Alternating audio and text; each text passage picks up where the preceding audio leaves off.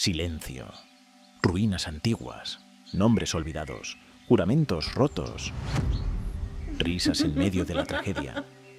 Promesas de ayuda que eran trampas. Orgullo que se levanta como una torre y cae. ¿Quién merece juicio? ¿Solo Jerusalén? ¿O todos los que miraron y se burlaron? ¿Los que aprovecharon su caída?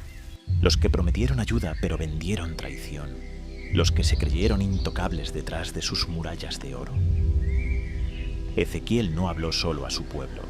Alzó la voz contra las naciones, un oráculo de fuego dirigido a todos. Amón, Moab, Edom, Tiro, Egipto, ninguno quedaba limpio, ninguno podía escapar del veredicto, porque el juicio no reconoce fronteras, ni banderas, ni dioses nacionales. El juicio es universal, imparcial, implacable. Hoy leeremos esos oráculos no como historia muerta, sino como un mapa de advertencias, un catálogo de pecados compartidos, un espejo incómodo. Pregúntate, ¿de quién te burlas en su caída? ¿A quién has traicionado por interés? ¿Qué orgullo te protege mientras ignoras al otro? ¿Qué promesas haces sabiendo que no las cumplirás? Esto no es solo un texto antiguo, es un código, un juicio escrito para todos los pueblos, para todas las generaciones, para nosotros, porque la verdadera pregunta no es quién será juzgado, sino quién tendrá el valor de escuchar el veredicto antes de que sea demasiado tarde.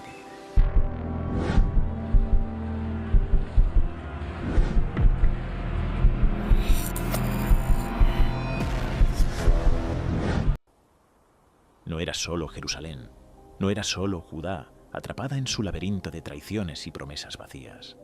Había un mundo alrededor, un tablero de reyes, mercaderes y ejércitos, un mosaico de naciones unidas por el comercio, la desconfianza y el miedo.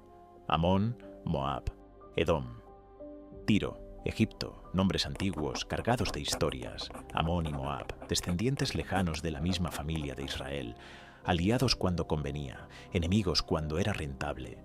Celebraban en secreto cada derrota de Jerusalén. Reían mientras ardía. Edom, el hermano traidor. Los hijos de Esaú.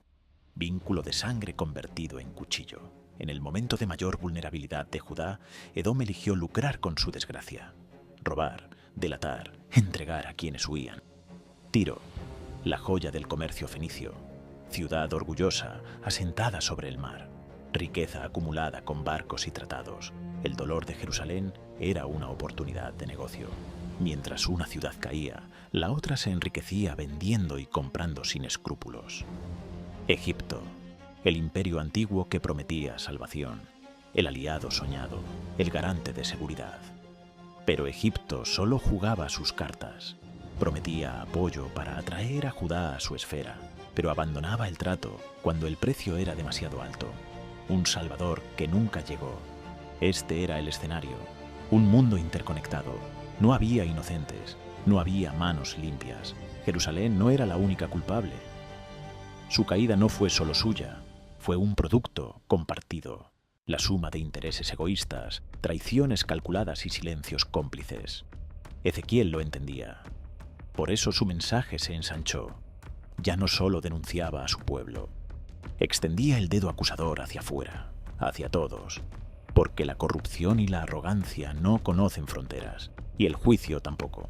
El profeta, como acusador universal.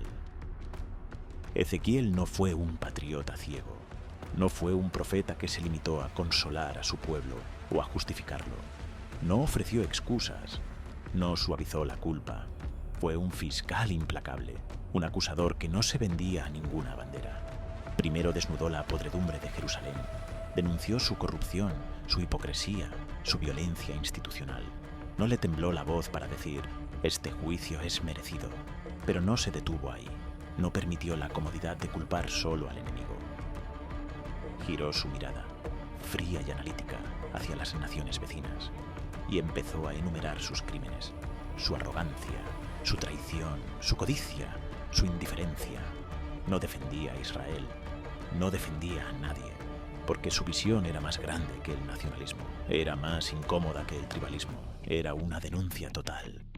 Ezequiel veía un mapa lleno de fronteras, pero sin inocentes, un mundo interconectado en sus crímenes. todos cómplices, cada uno a su manera. Porque el juicio, para él, no era selectivo, no era parcial, era la consecuencia inevitable del orgullo humano desatado. En su voz, Dios no era el Dios de Judá contra sus enemigos, era el Dios que exigía cuentas a todos, que no aceptaba justificaciones, ni alianzas, ni tratados secretos. Un Dios que no se dejaba comprar con ofrendas ni con palabras huecas. Y así, Ezequiel se convirtió en algo raro, algo peligroso. No un profeta de consolación nacional, sino un acusador universal. El hombre que se atrevió a decir: el juicio no es para ellos, es para todos, incluyéndonos, porque la corrupción no tiene pasaporte, la arrogancia no respeta fronteras, y la justicia verdadera no se deja dividir en bando. Pero para entender de verdad su mensaje, no basta con decir que acusaba a todos. Hay que escuchar sus palabras, hay que descifrar sus oráculos, cada uno dirigido a un pueblo, cada uno con un pecado específico, cada uno como un espejo en el que, quizás, aún hoy podemos vernos reflejados. Ahora vamos a entrar en ese código, en esos juicios detallados uno por uno, para ver no solo lo que dijeron, sino lo que todavía nos dicen. Análisis de los oráculos, el código global, Amón y Moab, el escarnio y la arrogancia. Amón y Moab, vecinos, parientes lejanos, hijos de la misma historia. Pero en el momento de la caída de Judá, no ofrecieron consuelo, ofrecieron carcajadas. Ezequiel los acusa de algo sencillo, pero brutal: alegrarse de la desgracia ajena, celebrar la ruina del otro como si fuera un espectáculo, gozar con el incendio del enemigo, porque nada revela más la corrupción del corazón que la risa cuando el otro cae. No hay justicia en el escarnio, solo placer perverso. Pero esto no es solo un problema de reinos antiguos, es un reflejo humano. Hoy también nos alimentamos del fracaso ajeno. Nos entretenemos con la desgracia de otros, convertimos la caída del rival en un triunfo personal. Pregúntate, ¿de quién celebramos hoy la ruina? ¿A quién señalamos con desprecio mientras ocultamos nuestras propias grietas? Amón y Moab encarnan la burla. Pero hay pecados más profundos, más íntimos, como la traición que se comete contra quien confiaba en ti. Ese es el crimen de Edom. Edom, la traición del hermano. Edom, el hermano, descendiente de Esaú, vinculado por sangre, por historia, por destino. Pero cuando Jerusalén ardía, Edom no ayudó. Se benefició, se unió al saqueo, delató a los que huían, cerró las rutas de escape. No fue el enemigo lejano, fue el traidor cercano, el que conoce tus puntos débiles porque una vez estuvo a tu lado. Ezequiel denuncia esta herida, la traición de la confianza, el precio que se paga por no proteger al hermano. Y hoy, ¿qué es diferente? Las traiciones siguen vivas, políticas, familiares, personales. Nos volvemos Edom cada vez que vendemos a quienes juramos lealtad. ¿A quién traicionamos para ganar algo? ¿Qué pactos rompemos cuando creemos que nadie nos ve? Edom muestra la traición íntima. Pero hay otra forma de pecado, más sofisticada, más elegante, el orgullo que se construye con riqueza y comercio. El pecado de Tiro. Tiro, el orgullo comercial Tiro, la reina del mar, la ciudad que dominaba el comercio, orgullosa de sus muros, de sus flotas, de su oro. Para Tiro, la ruina de Jerusalén fue una oportunidad, un mercado nuevo, un negocio más. Los muros caídos de otros se convirtieron en piedra para sus palacios. Ezequiel no solo denuncia su soberbia, denuncia su indiferencia, su cálculo frío, su certeza de invulnerabilidad gracias a la riqueza. Hoy, ¿de verdad somos distintos? ¿En qué se convierte nuestro éxito? ¿Sobre qué ruinas construimos nuestras torres? ¿A quién explotamos con nuestras compras? ¿De qué injusticia nos desligamos con un pago? ¿Qué compramos con nuestra indiferencia? Tiro representa la arrogancia del comercio. Pero hay otro pecado aún más antiguo: el orgullo imperial, la promesa de salvación que en realidad es puro interés. El pecado de Egipto. Egipto, el orgullo imperial Egipto, el gran imperio del Nilo, anciano, poderoso, astuto. Para Judá, Egipto era la esperanza, el aliado prometido, el salvador soñado. Firmaron pactos, confiaron en su fuerza, construyeron sus planes sobre su promesa. Pero Egipto no vino, no defendió a Judá, los dejó solos cuando Nabucodonosor llegó, porque Egipto nunca pensó en salvarlos, solo en usarlos, en frenar a Babilonia con la sangre de otros. Ezequiel expone esta farsa, desnuda la mentira del poder que promete seguridad, pero solo protege sus propios intereses. Hoy también confiamos en salvadores, en potencias, en corporaciones, en líderes que prometen ayuda mientras hacen sus cálculos. ¿A quién creemos cuando nos prometen seguridad? ¿A quién vendemos nuestra libertad a cambio de protección ilusoria? Amón, Moab, Edom, Tiro, Egipto. No son solo nombres en un mapa antiguo, son arquetipos, patrones humanos, acusaciones universales. No existen para culpar al pasado, existen para obligarnos a mirar el presente, a preguntarnos qué papel jugamos nosotros en esta historia. El mapa del juicio no es solo un listado de crímenes, no es un catálogo de enemigos a condenar, es un mapa del juicio. Ezequiel no dibujó fronteras para decir, ellos contra nosotros. Dibujó un territorio compartido de culpas. Mostró que no hay inocentes puros, que cada nación tenía su parte en la ruina colectiva. Amón y Moab se reían mientras Jerusalén ardía. Edom vendía a sus hermanos por ventaja. Tiro lucraba con la desgracia ajena. Egipto prometía ayuda mientras planificaba su propio beneficio. Y Judá misma estaba podrida por dentro. Todos cómplices, todos actores de una tragedia compartida. Todos unidos por una ley silenciosa. Lo que siembras, cosechas. Ezequiel dibuja ciclos históricos, auge, corrupción, caída, repetición, porque estas historias no murieron con el fuego del templo o con el polvo de las ciudades arrasadas. Se han replicado una y otra vez. Imperios que se creyeron eternos, alianzas construidas sobre traición, riquezas que se levantaron sobre las ruinas de otros, promesas de seguridad que fueron solo mentiras elegantes. Las naciones se acusan unas a otras, se justifican, se visten de víctimas mientras perpetran sus propios abusos. Pero el juicio no reconoce nacionalismos, no distingue banderas, no acepta excusas, porque la justicia verdadera no es local, es global. No pregunta de dónde eres, pregunta qué hiciste, a quién destruiste, a quién traicionaste, a quién explotaste. El juicio no es un arma para apuntar al enemigo, es un espejo, uno que devuelve el reflejo incómodo de nuestra responsabilidad compartida. Hoy, como entonces, sigue vigente la advertencia. El juicio no es nacionalismo, es responsabilidad compartida, el juicio interior.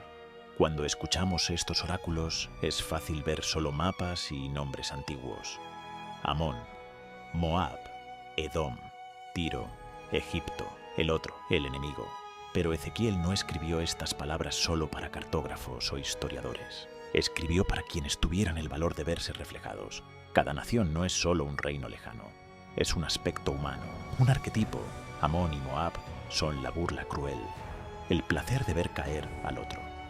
Edom es la traición del hermano, el oportunismo que vende confianza por ventaja. Tiro es la codicia disfrazada de éxito, la indiferencia orgullosa del comercio que explota. Egipto es la promesa hueca del poder, el engaño elegante del salvador interesado. Estos pecados no viven solo en las fronteras de la antigüedad. Viven en nosotros, en nuestras decisiones diarias, en nuestras alianzas y traiciones, en nuestros silencios cómplices, en nuestras carcajadas crueles, en nuestras promesas que no pensamos cumplir. No hay ellos, solo nosotros, porque el juicio no se limita a las naciones. Entra en cada conciencia, golpea cada puerta, pregunta a cada corazón. Por eso, la última parte no es historia, es confesión, es examen, es pregunta. Es un misterio que no se resuelve con conocimiento, sino con valentía.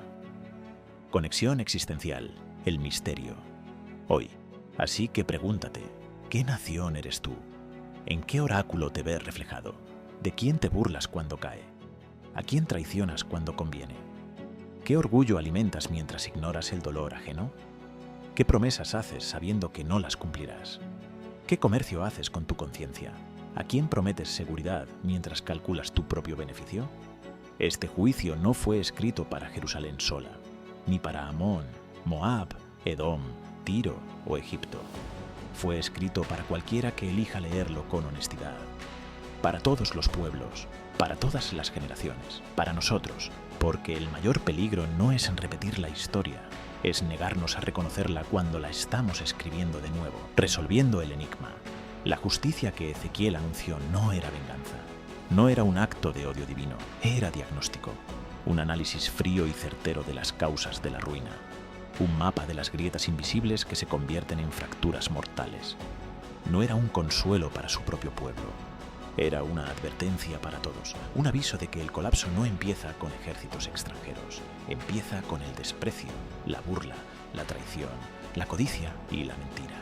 Con la indiferencia cómoda que se viste de virtud, Ezequiel no enseñaba a odiar al enemigo, enseñaba a reconocerlo en el espejo, a ver al otro como cómplice en la tragedia común, a entender que no hay victoria verdadera cuando el precio es la ruina del vecino.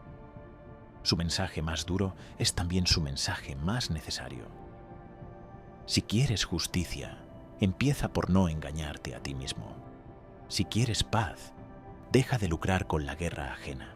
Si quieres redención, deja de traicionar al que confía en ti. Porque el juicio no es para ellos, es para todos, para cada uno, para nosotros. Y si estas palabras te hicieron pensar, si despertaron algo incómodo pero verdadero, entonces no las ignores. Porque el juicio no termina al cerrar este video. El juicio continúa en lo que elegimos hacer después. Si este viaje te dejó reflexionando, suscríbete para seguir explorando juntos estos misterios. Comparte este video para abrir el debate con otros, comenta tu interpretación, tus dudas, tus propias preguntas, porque no hay respuestas fáciles, solo el valor de seguir preguntando. Recuerda, el juicio no conoce fronteras. Lo escribimos todos, cada día,